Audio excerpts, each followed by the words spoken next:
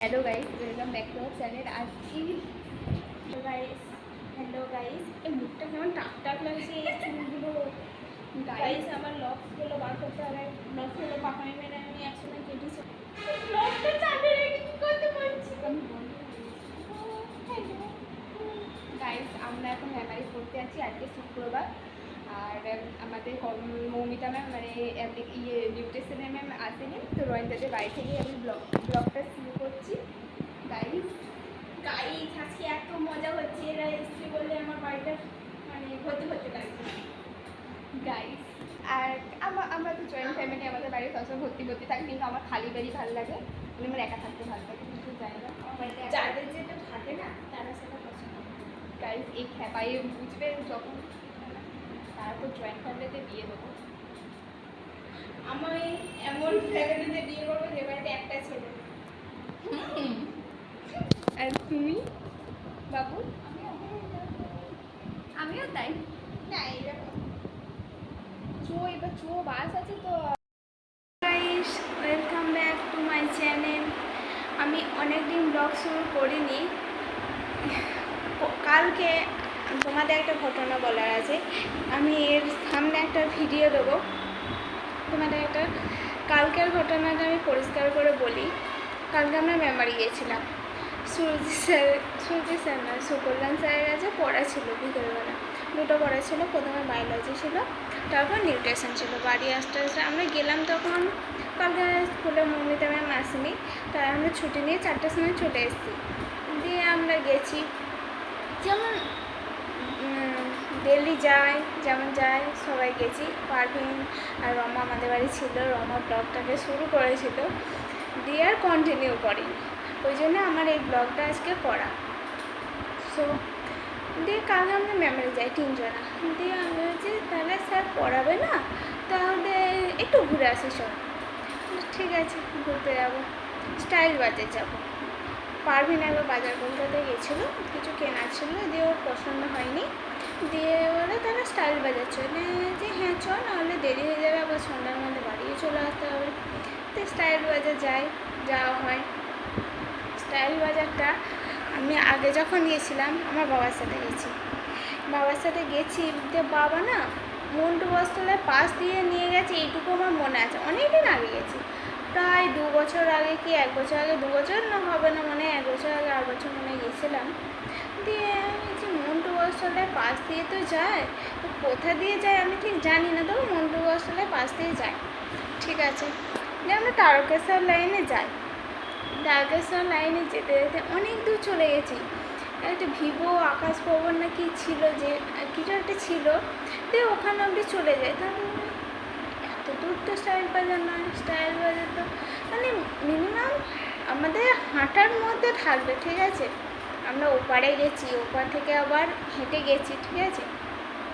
ঠিক আছে গেলাম, দিয়ে স্টাইল বাজার দেখতে পেলাম। দিয়ে আমার দাদা মেমারিতে থাকে, আমার দাদাকে ফোন করলাম, বললাম স্টাইল বাজার দিয়ে হচ্ছে চোখ দিকে ওই দিকে। তো ও আচ্ছা, তাহলে আমরা হয়তো ভুলে এসেছি। হলো ওই দিক দিয়ে ঘুরে, মানে জায়গাটা খুব শুনশান জায়গা। ঠিক আছে, জায়গাটা ঘুরে ফুলের মানে ওপারে যে ফুলের দোকানটা আছে না মেমারি, ওইখানটা উঠি, ওই রাস্তাটা দিয়ে।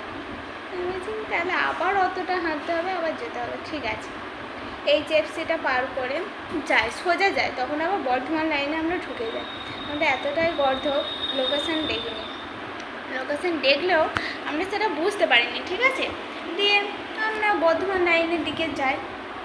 গিয়ে অনেক দূর হাঁটছি, মানে কাল হেঁটেছি বলতে আমাদের একবার মেমারি যাওয়া একবার মেমারি আসা অত দূর হয়ে যাবে। অনেক হেঁটেছি, অনেক, মানে বাস স্ট্যান্ড থেকে অতটা যাওয়া কারোর পক্ষে সম্ভব নয়।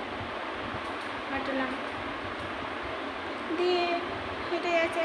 রমা বলছে, কাউকে জিজ্ঞাসা করছে কেউ সুবিধার না, সুবিধার না, একবার জিজ্ঞাসা করে দেখি। দিয়ে আমরা একটা পার্লারে জিজ্ঞাসা করলাম। পার্লারে জিজ্ঞাসা করতে করতে উনি বললেন না, এইদিকে না, ওটা ওই দিক দিয়ে যায়।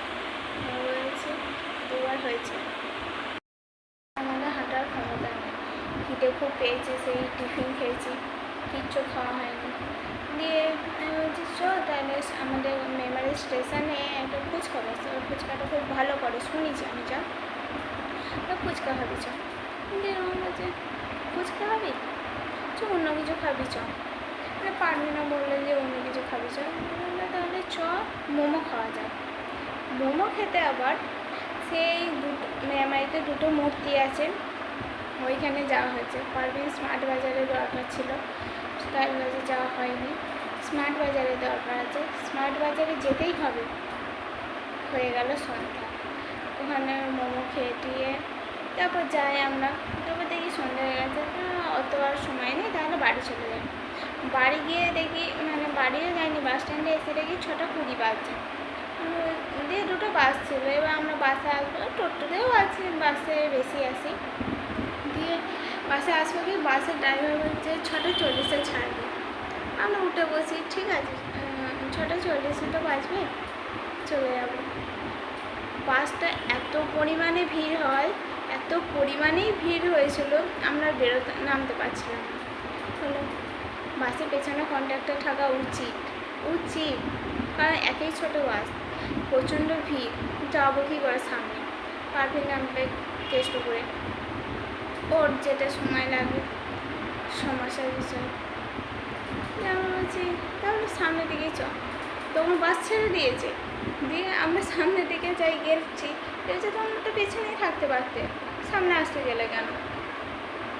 কী কপাল আমাদের, কালকে দিনটা খুব বাজে কেটেছে। তারপর আমি বাড়ি আসার পর শুনি মা বাবাও নেমে যাচ্ছে। নেমেছি, তাহলে আমি বলতে পারতে, তাহলে আমিও তোমাদের সাথে ঘুরে আসতে পারতাম। মা বলছে তুই তো এই মেমারি থেকে এলি, আবার কী করতে যাবি, তুই আর আমাকে নিয়ে গেল না। কালকের ঘটনাটা যদি আমি ব্লগটা করতে পারতাম, তোমরা আমাকে বলতে। শুধু প্রচুর হেঁটেছি, মানে কেউ ওরকম হেঁটেছে নাকি আমি জানি না, মেমারি থেকে ওই দিক থেকে গিয়ে মানে ওরকম হাঁটা সম্ভব নয়। বাইকে সম্ভব আছে, ঠিক আছে, বাইক থেকে ঘুরে ঘরে চলে এলাম, বা সাইকেলে, ঠিক আছে, হাঁটা সম্ভব নয়। কাল প্রচণ্ড হেঁটেছি, এটুকু বলার ছিল। আর আমার ব্লগটা আমি জয়েন করে দেবো, আর তোমরা লাইক সাবস্ক্রাইব করে দাও একটু। টাটা।